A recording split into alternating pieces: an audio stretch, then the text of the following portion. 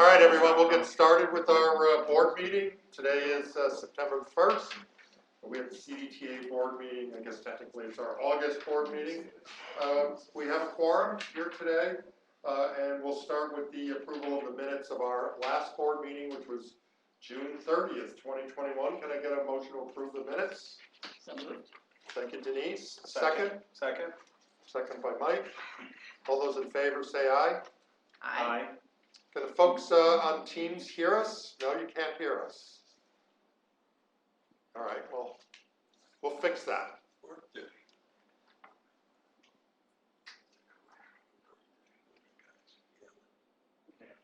And then we'll start all over again.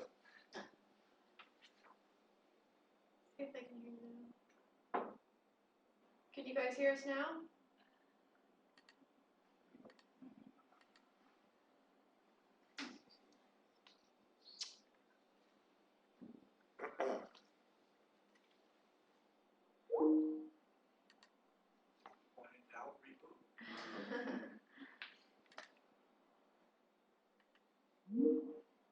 Hello, everyone.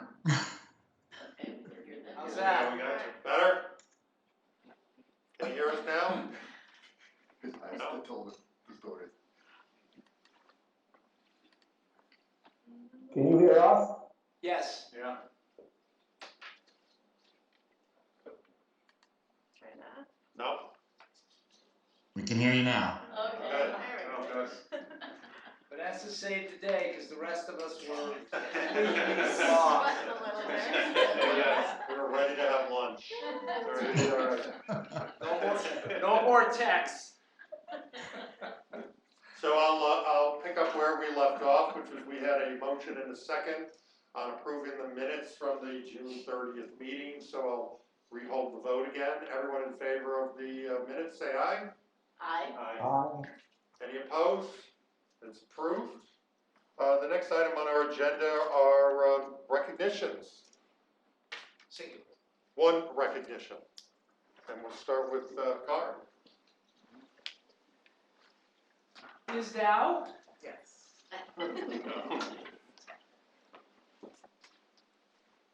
It's the classic rose between two thorns. This is Angelique Dow, 20 years of service. I cannot believe that, 20 years of service. Before coming to CDTA, Angelique was a clerk at a doctor's office. She has a degree from Russell Sage to work as a paralegal, so she didn't plan to stay with the doctor's office forever. She saw an ad in the newspaper for an admin position in CDTA's planning department. This is going to get a little confusing, these department things. But it was for the planning department. She had a successful interview with Thomas Gugisberg. I remember all this stuff because I remember her coming in here for her interview. She got a call in 2001 on her birthday from Mike Collins. Did he say happy birthday? That's pretty typical of Mike, right? He did not say happy birthday, but he said you got the job. Right? So that's a good thing. So she came into work for planning, but that was when we were in transition, and planning was sort of morphing off this department called IT. And Gugisberg was sort of the IT guy. He basically, it was it, right? It was a one-man gang, one-man show. Look at it now. I mean, there's more people there than I don't even know who works in that department. There's so many. But Ange supported lots of projects and lots of people. And then over time, as there was more restructuring, we morphed off of planning. Everything seemed to morph off of planning. We morphed a facilities department. And most of you will remember Mark Wass. Mark was hired to lead that department. And Ange found her home there. Some bouncing around, maybe some uncertainty, but she found her home in facilities, and she was able to put her education to good use and enjoyed working with contracts and contractors and master agreements and things like that. So she really kind of found her niche. And her favorite part of the job was all the people that she's worked with over the years. And Mark was a mentor for Ange, and really really helped her out, and Angie and all of us, miss Mark a lot. We miss him a lot every day. But Jeremy Smith is working hard to prove himself, Ange. He's still the new guy, but I know he's got the best intentions, and you especially, his thoughts. But lots of stuff that she does. Some of these things will sound familiar to the board, things like tracking prevailing wages and making sure that contractors have proper insurance. All of those kinds of things fall under Ange's responsibility and umbrella, and she does all those things very well. In her spare time, she enjoys making candles. I have one of those candles. Teaching Sunday school and spending time with her children and her year-old granddaughter. And I just chastised her because I haven't seen pictures in the last month or two. Usually not a month or two goes by, right? Right. I see some pictures. She's standing, she's walking, she's giving her grandmother a hard time. So we'll get to see some soon. Retirement? No time soon. No time soon. And let me tell you something, Jeremy's happy about that. So hopefully we get 10, maybe 15 more years out of Ange. As with almost everybody who gets these recognitions, these are the people that make CDTA go. Angelica.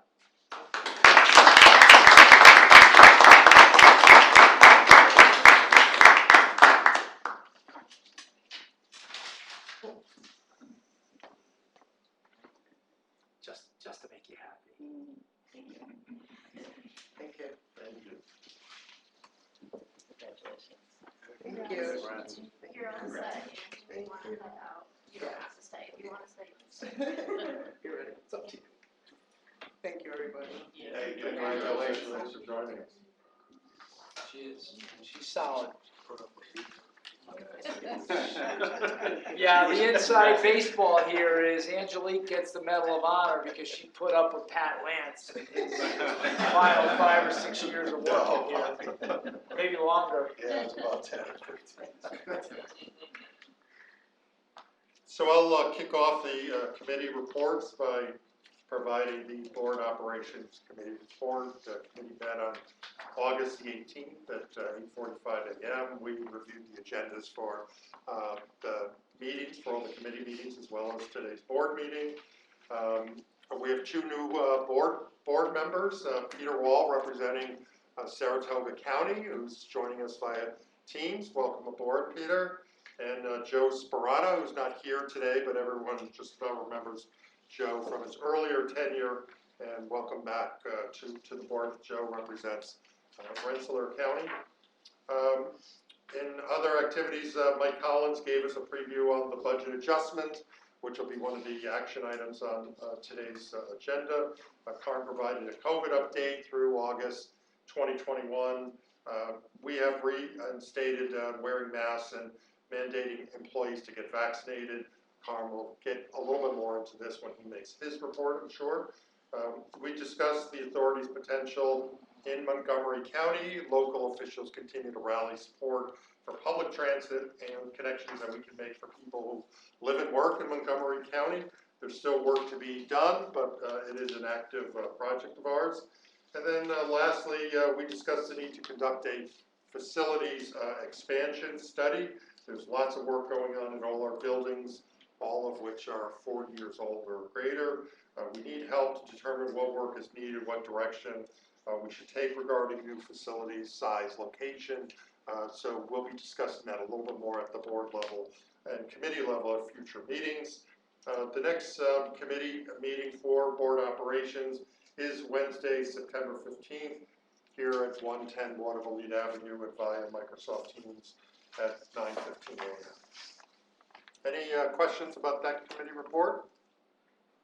Seeing none, then we'll move on to the Performance Monitoring Committee. Denise McGraw.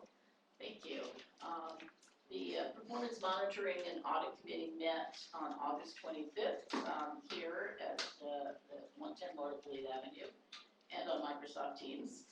We have six consent agenda items for today. So the first is approval of a contract for the UV disinfecting system. We've been testing air cleaning technologies that disinfect our vehicles and protect employees and customers. The UV system provides continuous and sanitizing and is effective at keeping surface areas clean. Using these systems, we will save people hours as we have been wiping down buses by hand since the pandemic began. Staff recommends a contract to United Safety and Survivability Corporations for UV disinfecting units. Installation will be complete by November of this year. And we need a motion for a contract for 275 units to United Safety and Survivability Corporation of Exton, Pennsylvania, for $666,875. Can I get a motion on resolution 33? So moved. Thank you, Mike. A second? I'll second. Thank you, Denise. Any questions or comments?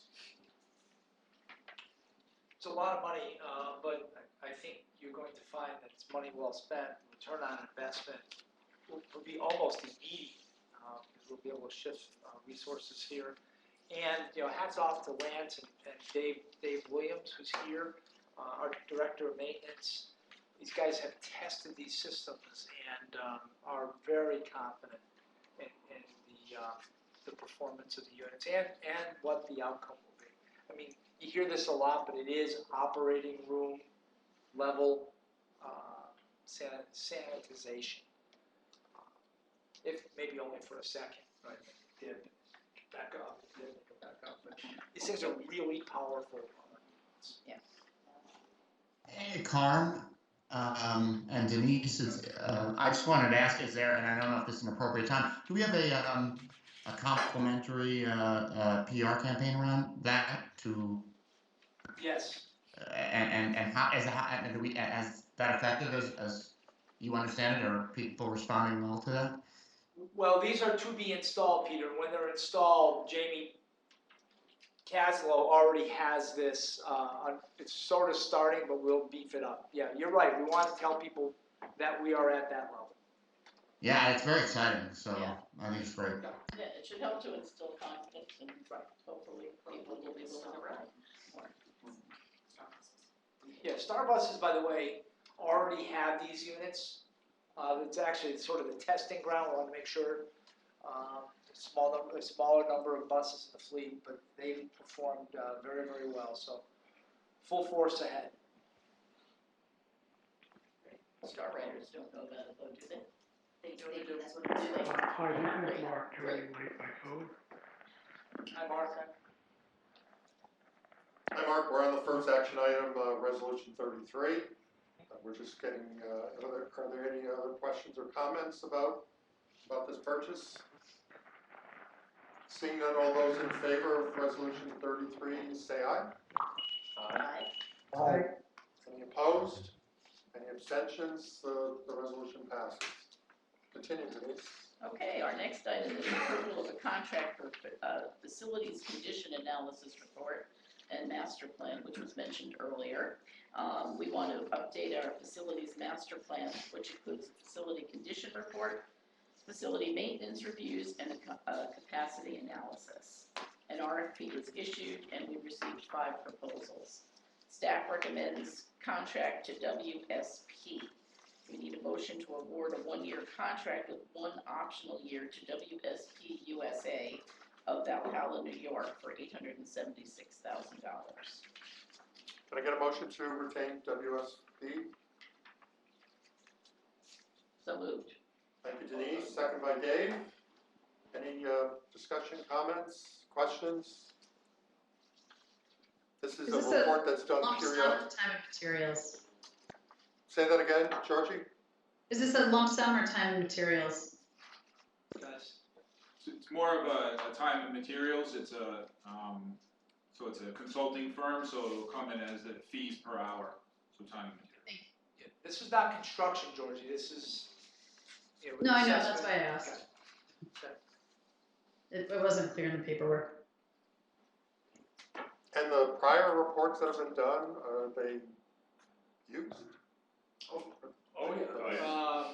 The assessment reports are almost followed to the T. It basically lines up our facilities planning over the next 5 to 7 years. What is it gonna be a little different in this report? We'll get that, you know, the assessment of the facilities, basically what you need to keep an eye on, what you need to fix, short term, medium term. But what will be different here is sort of the direction, as you said, you know, where are we going longer term with a bunch of aging buildings? At what point does it not make sense to continue to invest in these buildings? Okay. Anything else? All those in favor of resolution 34, say aye. Aye. Any opposed or abstentions? Resolution is approved. Thank you. Okay, our next item is approval of a contract for the reconstruction of Alumni Drive at UAlbany. As part of the Washington Western BRT, we'll construct a busway on the UAlbany campus, which is known as Alumni Drive. 5 bids were received, and staff recommends the low bid from Newcastle Paving. So we need a motion for a contract to Newcastle Paving Troy for an amount not to exceed $9,722,140, including contingencies. Can I get a motion to approve? So, thank you, Mike. Second?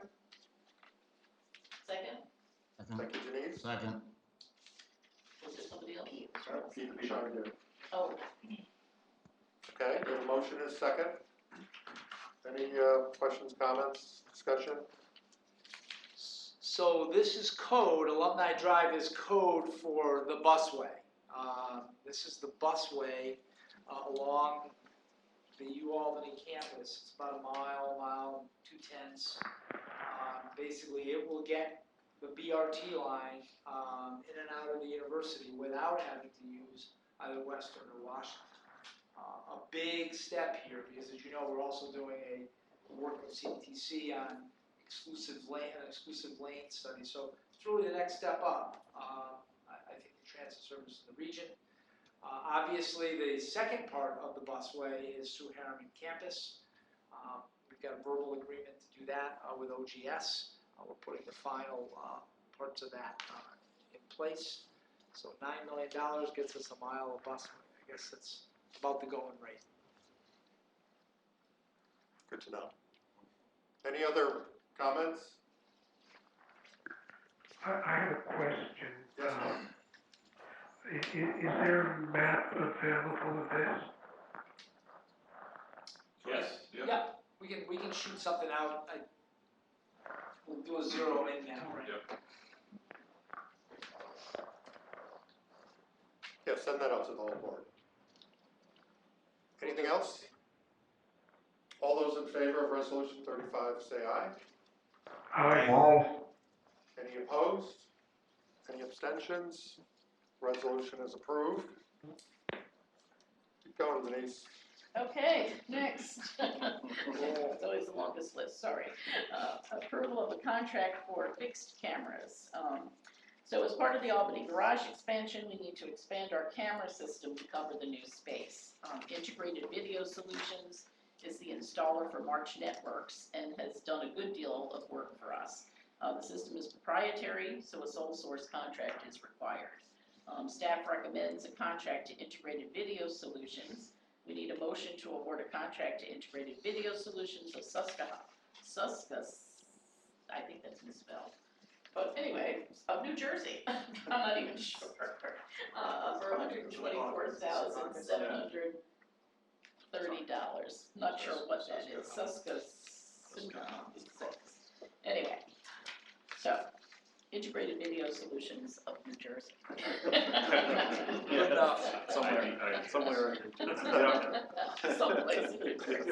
That's pretty fair for me. Can I get a motion to approve the contract with the New Jersey business? So moved. Thank you, Mike. Second? Peter, thank you.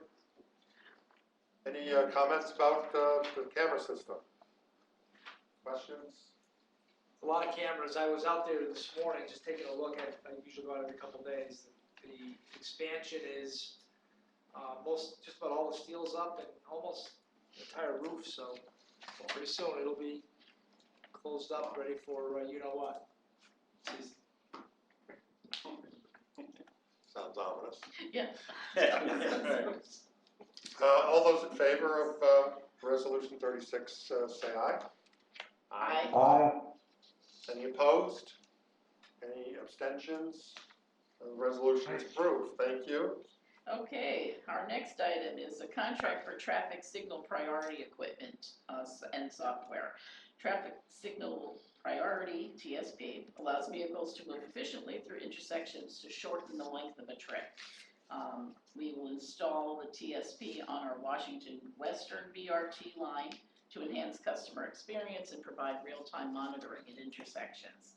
To ensure continuity of operations, staff recommends a sole source contract to Global Traffic Technologies for TSP hardware and software. We have used them for the Central Avenue, the Red Line, so continuing, and also the Blue Line. So we need a motion to award a 3-year contract with 2 one-year extensions to Global Traffic Technologies of St. Paul, Minnesota for $689,000. Thank you, Denise. Can I get a motion on this to approve? Thank you, Dave. Second? Peter? Any questions or comments about this? We've worked with this vendor in the past. I would just point out, this is gonna happen, I don't know about every month, but it's gonna be happening a lot here. Resolution 35, 36, and 37 are all part of the Washington Western BRT. So these are, like our previous 2 projects, these are big projects with lots of tentacles to different parts of the company. So you've got garages going up, you've got busways being built, cameras being installed, and TSPs being turned on. So lots of board awards and more to come. Well, that's good news. Yeah. Spend that money. Yeah. Any other comments or questions for Carr? Seeing none, all those in favor of Resolution 37 say aye. Aye. Any opposed or abstentions? The resolution is approved. Okay, and finally, our next motion is for approval of the drug and alcohol program. Each year, we're required to review and improve our drug and alcohol policy to be sure it's up to date with federal and state regulations. There were no regulatory changes to the policy, but language was modified to provide clarity to the use of marijuana. We need a motion to approve the drug and alcohol policy for 2021-22. Can I get a motion on this? So moved. Mike, a second. Second. Thank you, Georgie. Questions, comments, discussion? How does that work with the testing, as far as the drivers and stuff? It's still, anybody with CDL, if it's legal? Safety sensitive, which goes beyond CDL. Okay. So even though it's legal, everybody here cannot? Well, That's as and Kelly can speak to this, I found it comical. I mean, alcohol is legal, but you can't drink 4 drinks before you come to work. correct. Kelly, you wanna talk about that? Yeah, I mean, basically, what we've already communicated to the employees is that just because it's legal for recreational and medical use in New York State, it is not legal per DOT and FTA, just to make sure that they understand that the same tests that they've been going through year after year for randoms and things like that, that has always included marijuana and will continue to include it. Thank you. It's actually no change. Right. A lot of education required here because People hear I that. think people hear or see things and think, well, it's okay because it's legal.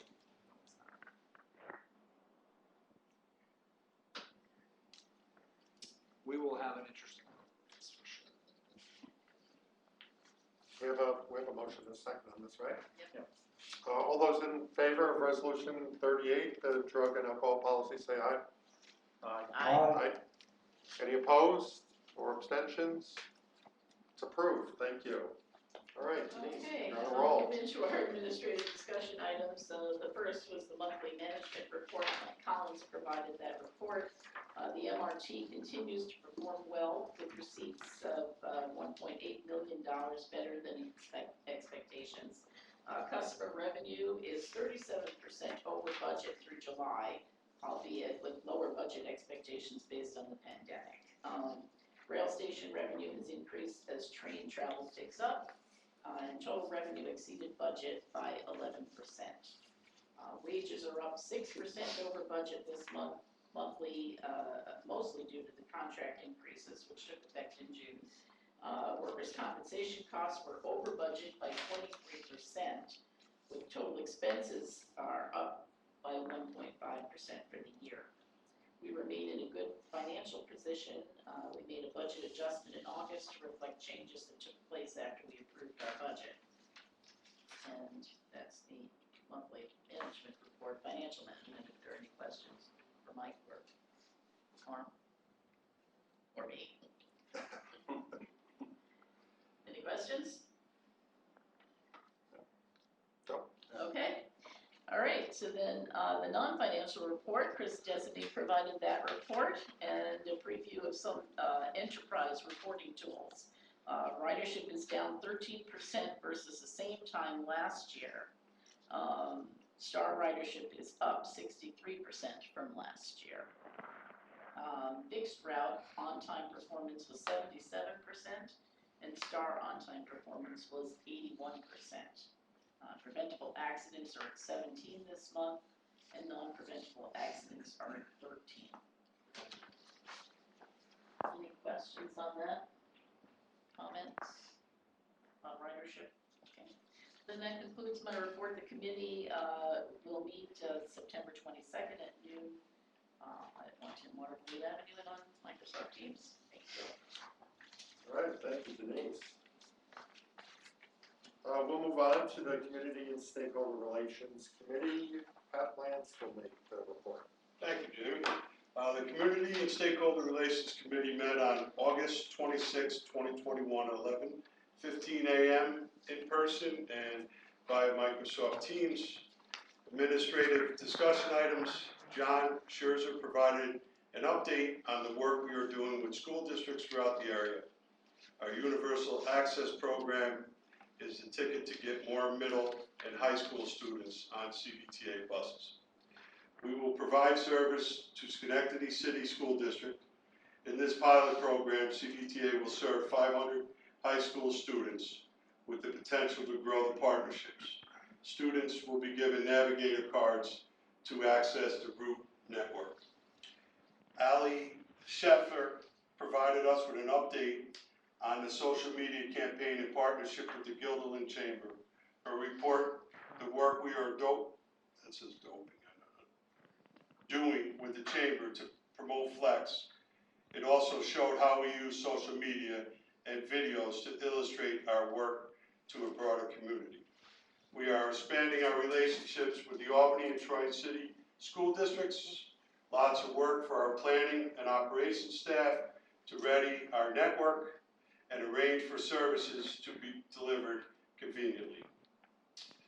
The event also featured a lunch and learn where Ali and CDTA Mobility Manager Lindsay Garney provided a presentation about Flex service to members of the Chamber. Jamie Caslow reviewed the monthly media and communication relations report. During the last month, CDTA earned 30 media placements across television, radio, and online platforms. Some of the stories highlighted: our career fair held at CDTA, our scooter open house, and an article in the Washington Post about the popularity of the BRT service. CDTA was featured in the article. It pointed to our BRT lines and their popularity. Nice to have national profile. And that completes the community and stakeholder relations. Any questions? Question? Mark?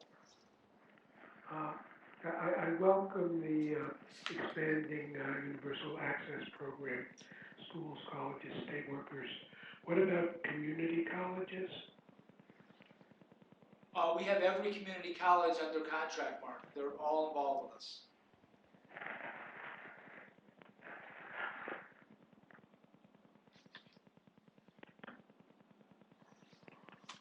Okay. That's it, okay. The next meeting of the committee will be held on Thursday, September 23rd, 2021 at 11:15 via Microsoft Teams and at 110 Waterville Ave. All right, that completes the report. Did it really say doping in there? That's what it says right here, but I didn't, D-O-P-I-N-G. I missed that day. Somebody slipped it. I missed that day in school. I had to take a couple minutes. Yes, Dave. Dave, go ahead. Hey, Jamie, I just want to make note of that article in the Washington Post. I had several folks in the industry who sent me that.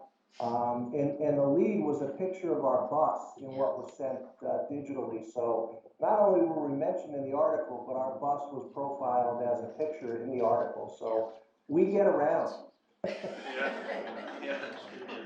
Well, you know, Dave, the beauty of that photo is it's been used in other stories as well now. Yeah. So it's sort of, I guess once you're in, you're in. It's stuck. It's stock photo. Yeah. Great. Now we'll move on to the final committee report, the Strategic and Operational Planning Committee. Mike Rochon. Jamie, thank you, and good afternoon, everyone. And the Strategic and Operational Planning Committee met last Thursday, 12 p.m. here at 110 Waterville Ave and via Microsoft Teams. We have one consent agenda item for the board and several administrative discussion items. The consent agenda item is an approve an adjustment to our fiscal year 2022 budget. We are proposing an adjustment to the budget that was approved in March. The adjustment comes about due to changes in revenue sources and the impact of our new collective bargaining agreement, which took effect in June. The state announced that we would receive an additional $2.6 million in STOA. Our member counties restored $480,000 in assistance, which had been held back during the COVID-19 pandemic. The total revenue increase is $3.2 million. In April, the board approved a new collective bargaining agreement with the ATU. The corresponding expense increases from the CBA are included in this budget adjustment. There is a wage and FICA increase of $3 million and a $200,000 increase to the pension. We also recommend modifying the fuel line with a $200,000 reduction and increasing the parts line $200,000. The total expense increases are $3.2 million. The committee recommends a $3.2 million budget adjustment to the fiscal year 2022 operating budget. The revised fiscal year 2022 operating budget will be $104,209,892. Can I get a motion to approve the budget modification? So moved. Thank you, Denise. Second by Dave. Any questions or comments? It was discussed at the committee meeting the other day. Yeah, we've had lots of discussion and actually a couple of committees over the last couple of months about this. We knew this was necessary, and what it will do is it'll right size a lot of the reporting that comes through Denise's committee. We're off because we never acknowledged the increases from the collective bargaining agreement, and we never acknowledged the changes to STOA, county assistance, and things of that nature. And just a bug with me, we did not get an increase in state operating assistance. Our state operating assistance was restored to last year's levels. Just can't let them off the hook that easy. Sure. Lisa Morello would not like that if I didn't make that mistake. Anyone else have any questions, comments? Seeing none, then I'll call the question. All those in favor of Resolution 39, say aye. Aye. Any opposed? Any abstentions? Resolution's approved. Thanks, Mike. Yes.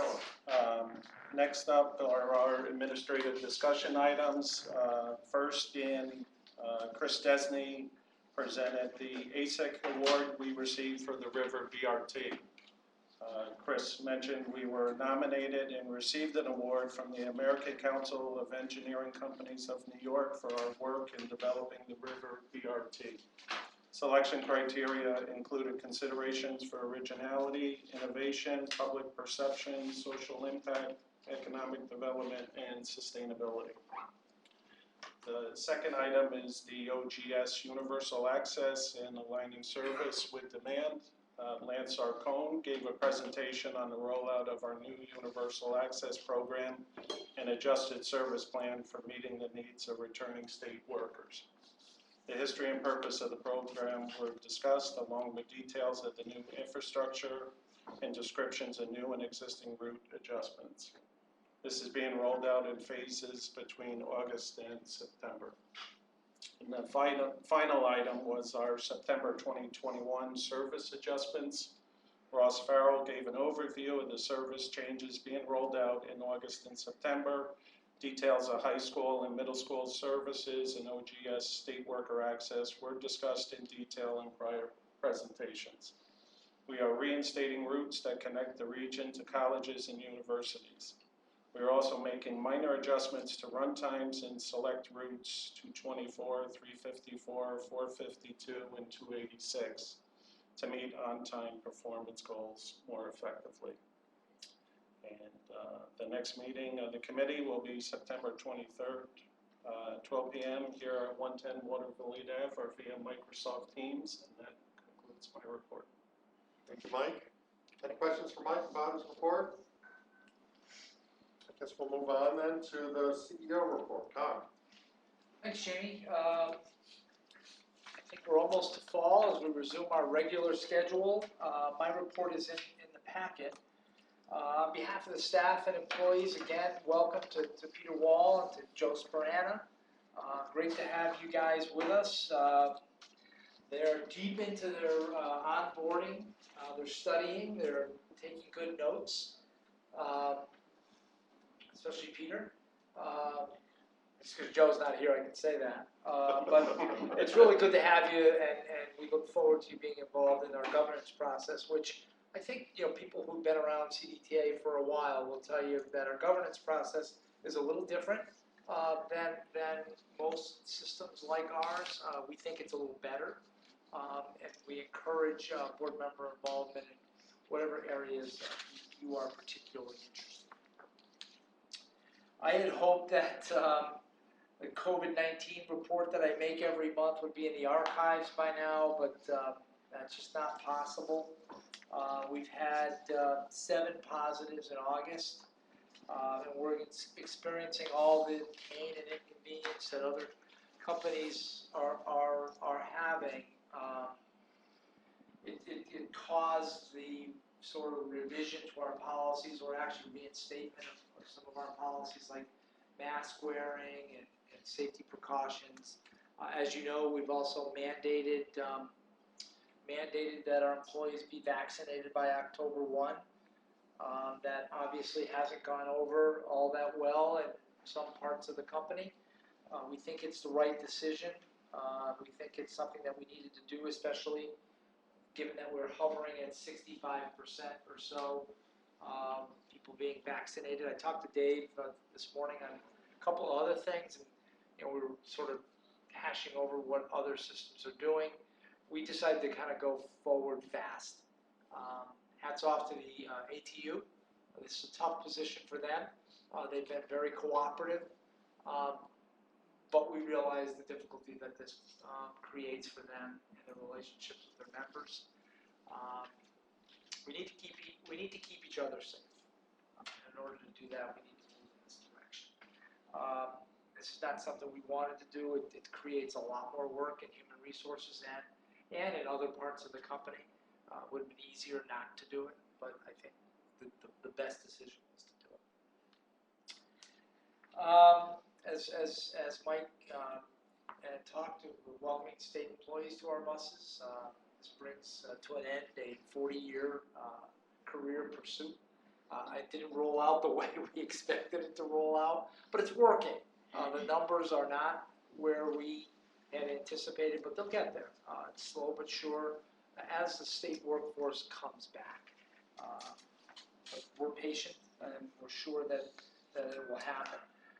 We talked about school districts. That is a growing part of our business, but right now it's taxing the organization. There's no doubt about that. Tomorrow and Friday, for example, are orientation days at Albany High, at Schenectady High, at Troy High. So our services get turned on a couple of days earlier than anticipated. But these are all under the umbrella of universal access accounts. Key point is the service is open to any member of the community. So like all of our other universal access agreements, targeted to who we're trying to serve, but good for everybody in those communities. As Denise talked about, ridership on the fixed route side has been relatively flat all summer. Pretty much haven't moved daily counts, but we expect that to start to bump up in the next. Well, actually, probably last week we haven't. It takes us a while to get our numbers, but last week and then through September as colleges return, high school students, and that those people. That's about 62%, 63% of where we were post-pandemic. STAR is almost all the way back, about 85% back, as Denise talked about. Most of our STAR customers don't have another choice, so all the more reason for us to focus on UV disinfecting systems and things of that nature to make them as comfortable as we can possibly get. Even a glimmer of hope on our NX buses, which ridership is still very low. We've seen increases for the last several months, albeit small. So as the state workforce comes back, we expect that also to come back. CDPHP cycle, we already broke the last year's all-time, or 2 years ago, all-time ridership record. We'll probably hit 50,000 rides this summer. It is popular beyond, I think, everyone's expectations. Electric scooters, we continue to do our orientation around the region. That's just a new offering that, it puts a smile on everybody's face. We were at our Stewards unveiling yesterday, where we announced our universal access agreement with Stewards, and pretty much half the conversation was about scooters. It's just capturing people's attention. So it's up to us now to sort of develop that and make it work. And then the last mobility option is car sharing. 10 electric cars will be unveiled sometime this fall. Who would have thought? It came together very, very quickly. So by the end of the calendar year, our menu might include fixed route buses, bus rapid transit, trolleys, Star, Flex, bikes, scooters, and car share. And it's all sort of coordinated under the umbrella of universal access and complementary programs like that. So it shows you the growth, and it's something I think that if transit systems aren't doing that, they will be doing what we're doing, because coming out of the pandemic and as we start talking about infrastructure, bills, authorization, we're going to have to prove that we're worthy recipients of additional federal funding. And I think if we just kind of lean on our ridership on the fixed route side, that may be a hard sell. I think we're going to have to bring in all these other things that we're doing. The last component, and we're seeing this pretty clearly, is your relevance in the community. What do you do in your community? Do you matter? And I think we've got a little bit of a head start on some in that regard. So things are going pretty well there. Just last thing here, don't forget, our bus operators are still working up in Glens Falls. They'll be driving trolleys through Columbus Day. Greater Glens Falls Transit District, frankly, was out of help. They were going to close down trolleys because they had such difficulty hiring seasonal workers. We stepped up and we've done a great job there all summer long. Speaking of getting help, not that it's easy here, it sure as heck isn't. It's a struggle right now. We're got more new service coming in, and less people to provide the service. So hats off to our Human Resources Department. They organized our own job fair a couple of weeks back. We had 80 applicants come here. we screen them, and right now, about 2/3 of them are still in the pool. That continues, and we're trying to get, in a perfect world, we'd get them all hired and trained by the end of the calendar year. That's the objective. If we get half of them, I think we'll consider that job well done.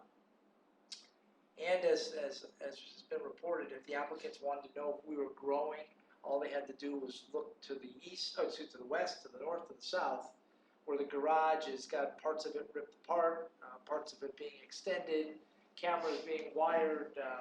There's all kinds of activity here. If you go over to Troy, literally the inside of the building is being sort of turned upside down, new locker rooms, new bathrooms. So lots of activity here and lots of good things to talk about. As far as the activity report, a couple things I just want to point out to you. I think I've sent you a note on this, but Sandy Miskowitz is the new executive director at CDTC.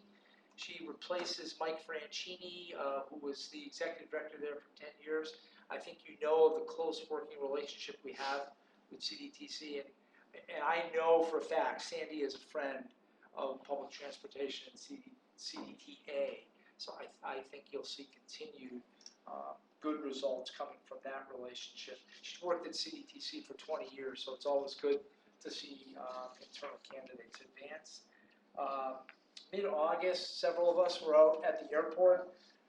Majority Leader Chuck Schumer was in town to tout the benefits of the federal infrastructure bill, which hasn't even been signed yet, even advanced past the House. But in his true fashion, that did not deter him. And he had a lot of good things to say about CDTA, maybe not good things to say about me, but he didn't like the fact that I'm a Red Sox fan. But it was great to see Denise and Dave there. We did point out, their national prominence as they sit on the board, and he made note of that, so that was good to see. And then last but not least, on July 13th, I celebrated my 40th anniversary here at CDTA. It was great to see a bunch of people assemble for some cake and coffee.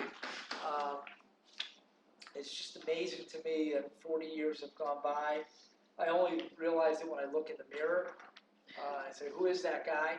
I don't recognize him, but it's just rewarding to come to work every day. It's really been my honor and my privilege to work here. I can't promise you 40 more. I might not even be able to promise you 10 more, but it's still a pleasure. It's still a pleasure. I love getting up in the morning and coming to work. That concludes my report. Thank you, Carm. We're glad you're still here. Keep showing up. It's 90% of the job anyway. Absolutely, that's right. The hardest part. Any one member of the board have any comments or anything on your mind you want to talk about? Stump Carm with a question? I have just a quick comment. In reading through the report, first of all, thank you all for being so welcoming to me, and I really am thrilled about being on the board. But I wanted just to say, I was reading about some of the newer initiatives, and the term innovative is used quite often, but I really like where we're heading as an organization and the transportation options that you're making available to folks, from scooters to flex rides to, sort of taking those concepts that were so innovative in other areas of transportation and bringing them into the public realm. I think it's great. Thank you, Peter. Glad to have you aboard. Anyone else? Our next board meeting is scheduled for September 29th, right here at 110 Waterville Avenue, high noon, also via Microsoft Teams. If there's nothing else, I'll take a motion to adjourn. Thank you, Denise. Second by Mike. Thank you, everyone. Enjoy the rest of your day. I was expecting somebody else to jump in there.